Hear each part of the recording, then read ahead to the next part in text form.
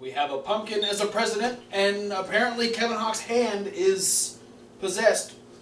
That can only mean one thing. It's October. It's Halloween. And Hell in a Cell. It's definitely not. Oh, God. And there's things falling off. Hell in a Cell is right around the corner. Hell has arrived. Things are going nuts. Don't. Thank you. We are talking about the Go Home Show to Hell in a Cell. Yeah. You gonna be able to keep that under control? Okay, got it. Alright, cool. Yeah, so, Hell in a Cell, gonna be this Sunday. We're gonna have predictions coming up later this week. But on SmackDown, we start off with Renee asking some questions to the number one contender for the WWE Championship, Shinsuke Nakamura, who spoke in anecdotes. Sticks and stones, and the fear of the unknowns. And then eventually And gender will never hurt me. Yeah. Until the Singh brothers decided to introduce Jinder Mahal, and Shinsuke's like, bring it on, bitch. And Jinder's like, I'm behind you, bitch. And Jinder, yeah. It didn't work out super well at first, but then the numbers game eventually won Jinder the day. To a degree. To a degree, yeah. So... Jinder doesn't win many days, so... That's, well... It's a big one for Jinder. I mean, he's still holding... Happy Jinder Day. Last week it was Rusev Day, this week it's Jinder Day. Then we had a women's tag team match where we had the champion and Miss Money in the Bank, Natalya and Carmella, teaming up against Becky Lynch and Charlotte. Good tag team match. Very similar to the match we saw about a month or so ago. Just without the screwy finish. Yeah, because James Ellsworth knows his place, and that's on the 3-foot chain that he's on. Like the little bitch he is. Yeah, Natty kind of used that to essentially call Carmella a bitch prior to the match. Yeah. But Natalya and Carmella would pick up the win after the referee was distracted trying to get Charlotte off of Natty, who was just punching her while she's in the ropes. With his back turned, that allowed Carmella to use the briefcase and hit Becky Lynch in the back. That was a distraction enough for Charlotte to get attacked from behind by Natty, and Natty would lock in the sharpshooter and make Charlotte tap out. So, getting a little one-up on her opponent for this Sunday for the championship. And speaking of matches this Sunday, Bobby Roode looked to get a little bit of momentum going into a match against Dolph Ziggler as he would defeat Mike Kanellis. Very emphatically. Yeah. Did not take him a long time. I think Mike got about 3 moves, and that was about it. Bobby Roode spine bustered him. Yeah. And then... Compacted his spine. And then DDT'd him gloriously.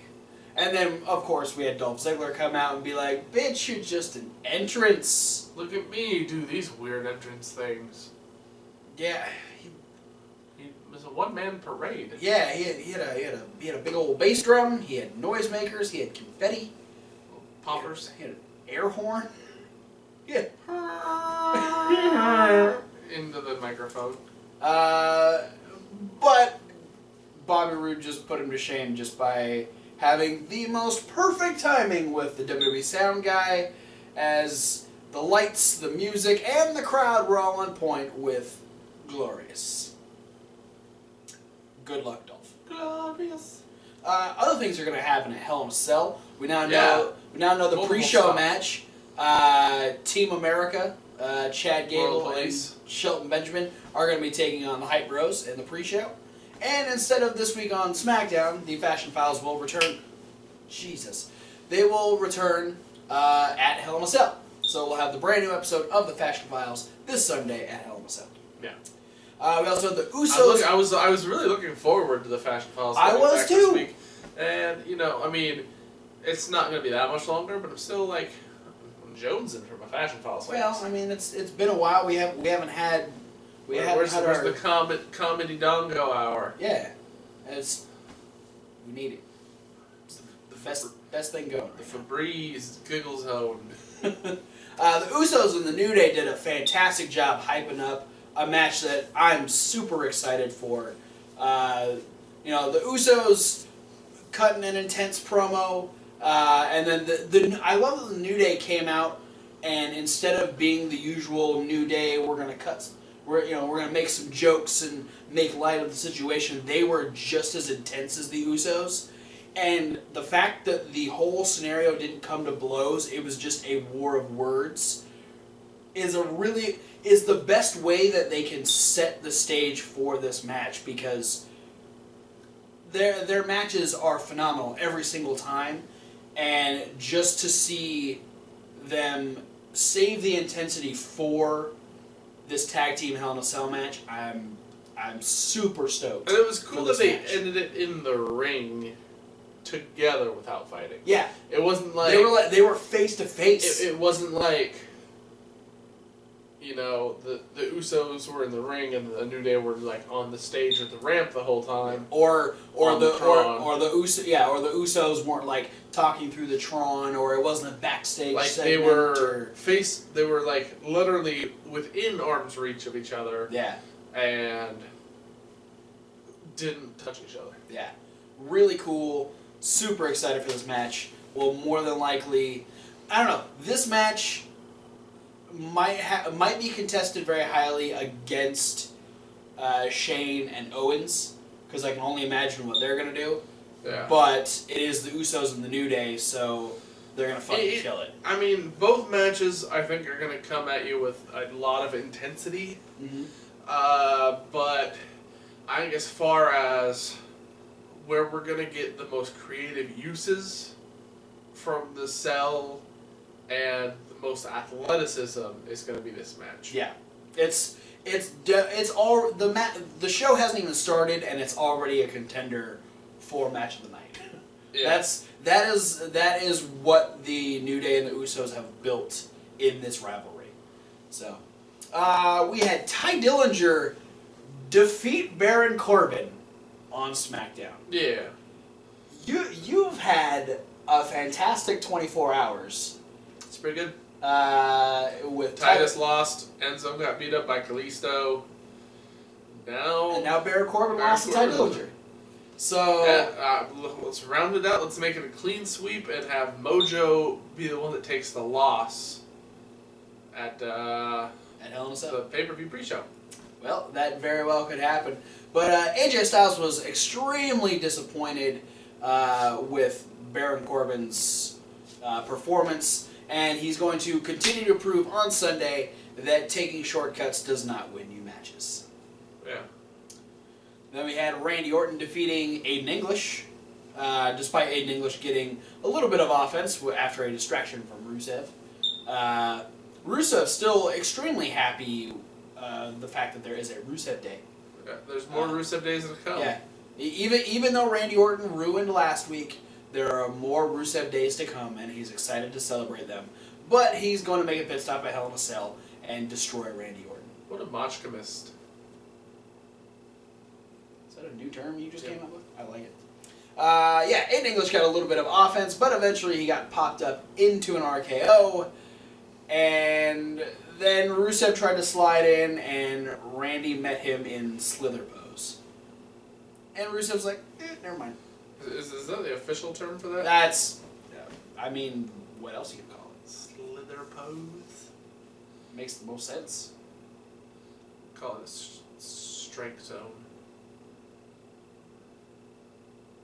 He doesn't strike from down there, though. Nobody does it before he strikes.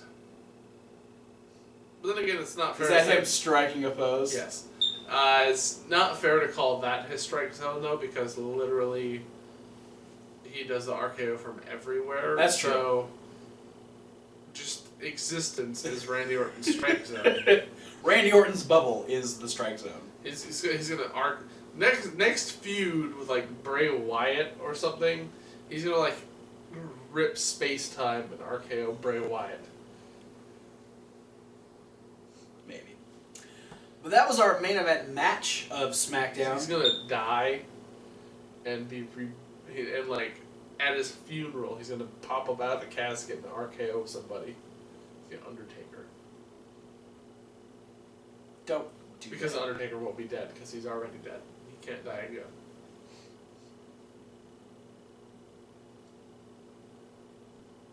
our main event segment was supposed to be a face-to-face confrontation between Shane McMahon and Kevin Owens. Sami Zayn tried to warn Shane prior to this that Kevin Owens has completely lost his mind. He is a different person than he's ever been. Yeah. But Shane's like, Sammy, shut up. I got this. Don't worry about it. I'm gonna go to the ring.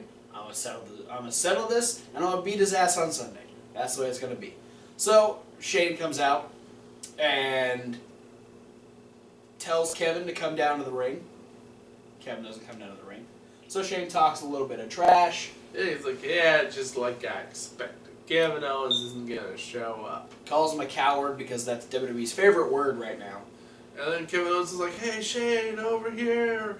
I'm in the Shield Yeah, now. I'm part of the Shield. I got this idea from The Miz. So he's like, yeah, I'm gonna come down to the ring right now, cause yeah, that's what you want, right? Oh no, never mind. I'm not gonna do that. I don't want to be in Denver anymore. I'm gonna leave. And so he decided to leave, and then Shane decided to follow, and then they had their little brawl over by the merchandise stand. Yeah, and Shane's probably got a concussion. Yeah, because he went face first into a giant pillar, and then powerbombed through a table. Which they were having a hard time getting Shane up for that powerbomb. Yeah, he almost he almost went like neck first into that fucking. He just got Brock cord. Yeah. I'm glad I understood what you were talking about there. Brock cord Lesnolly. Oh, God. Can you imagine if that was a real human fusion? No. How no. much? You do not fuse Brock Lesnar and Hardcore Holly. That is no. That is no. The amount of fucking things up that creature would do. No.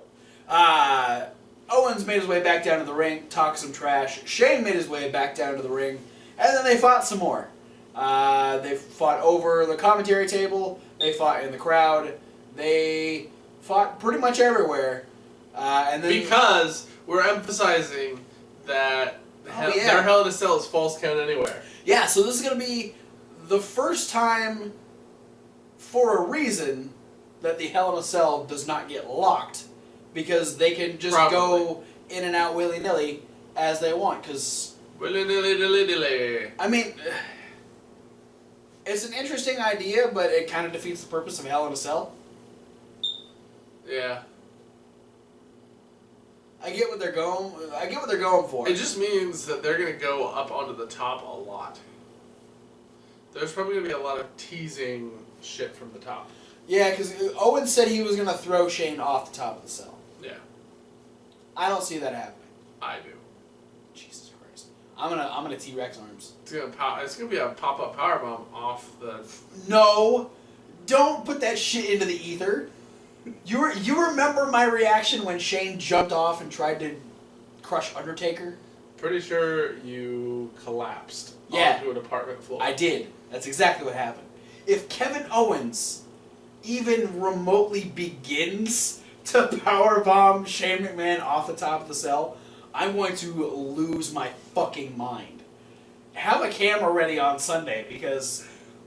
We got you. We recorded you that day. I know! The Shane Taker match, so... Yeah, it's going to be worse if Owens even teases a powerbomb off the top of the cell, because that's terrifying. I've only ever seen that in video games. That's why it's in video games, because those people are real. But anyway, eventually the referees had to surround Kevin Owens. Didn't do a whole lot. He ended up doing a pop-up powerbomb and just dropping Shane. And then walked away, leaving Shane in the ring, and Shane pointed dazedly at Owens. Which one of those, four of them. Which one of those guys am I fighting on Sunday? I'm going to beat all four of them on Sunday. Handicap match. Yeah. False count anywhere. But that is it for SmackDown. We move over to 205 Live, where the first 20 minutes revolved around Enzo and Kalisto. Unfortunately, most of it was Enzo talking. Yeah. Shut the fuck up. Please. But eventually we had Kalisto defeating Arya Daivari in Yay! his Cruiserweight debut. Daivari did hit his frog splash, which we thought for a second Kalisto might lose this match. What? But then Would be a good start. Yeah. Daivari was trying to pick up Kalisto, and he was able to pop up, hit the Selena del Sol, and defeat Ari Daivari, heading into his eventual match against Enzo Amore. We also had Drew Gulak giving us slide 8 of his PowerPoint presentation, and that is no flipping. Doesn't matter how many flips you do, what direction you flip, they're all bad. Yeah. You So want to know up from down, down from up, left from right, or right from wrong. That can only mean one thing. That means he's facing Mustafa Ali. The flippiest of the cruiserweights. Yes. And we had Akira Tozawa sitting up on the stage. The chantiest of the cruiserweights. This, I loved this because Drew Gulak shows frustration so well. Yes. And so while he's already kind of having a hard time contesting against Mustafa Ali, every couple minutes Tozawa has a microphone and just starts yawing and then gets to the crowd, and it is the worst situation Drew Gulak could have possibly been in. The only thing worse is if there was another cruiserweight running around the ring celebrating. That's the only other thing that could have made the situation worse. You are so white. What are you...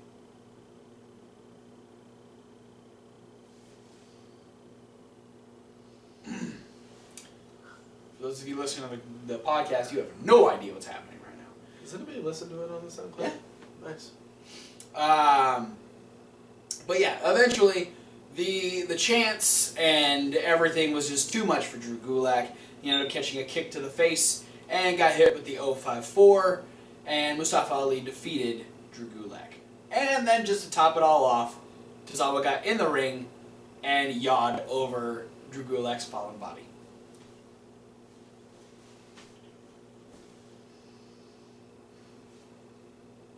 Be prepared, because next week we have the most epic match ever. Never before seen. Once in a lifetime. Rich Swann versus TJP. Ah!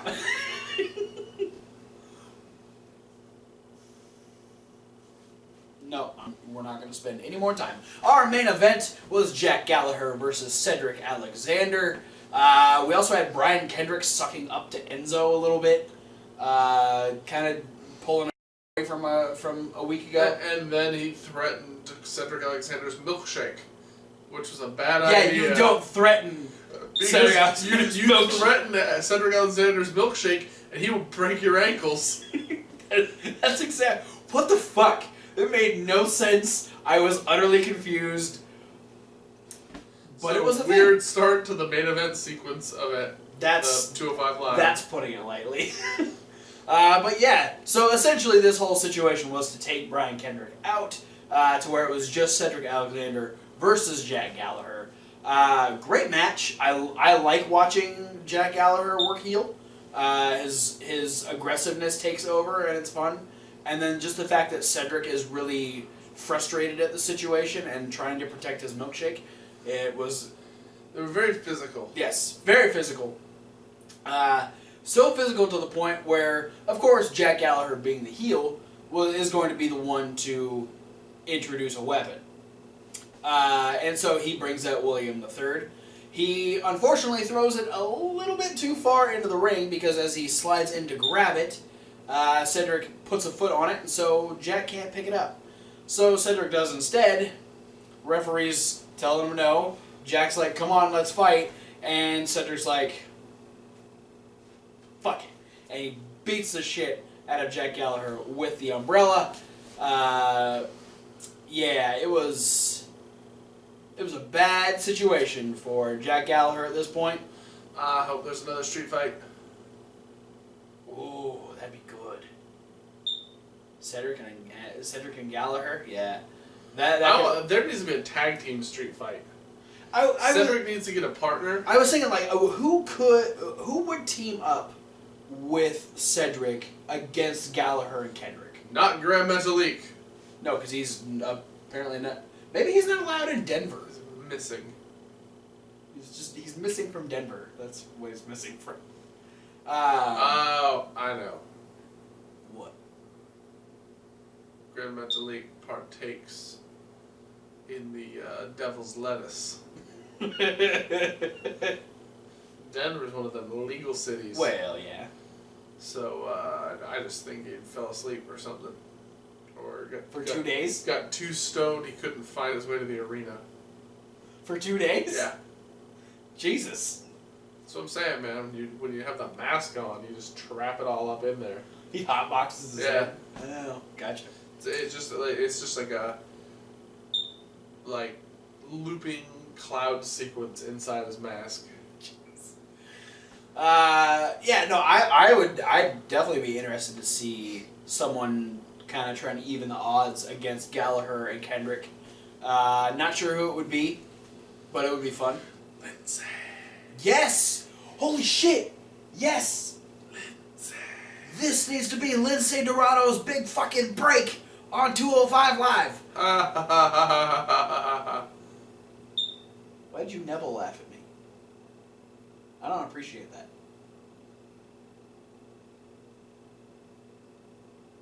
That is it for Tuesday Night Live. Thanks for watching, guys. Don't forget to like, comment, and subscribe. Click on the links down in the description. There's a lot of links. Like a podcast. That's the SoundCloud link. And Reasonable Wrestling It's Fans. reasonable with a W. Like wrestling. Check out Reasonable Wrestling Fans for our brand new unboxing video. You can see what we got from WrestleCrate and Pro Wrestling Crate. And you can see which one has become the new unofficial box of the Wrestling Rundown / Reasonable Wrestling Fans. Also, stay on this YouTube channel because coming up this week we will not only have a top 5 for the month of September, but we will also have predictions for Hell in a Cell. But for now, guys, thanks for watching, and we'll see you at whatever video you decide to watch next. Fuck Enzo Amore. Yeah, that. Get your hand under control. Jesus. Sorry. Oh!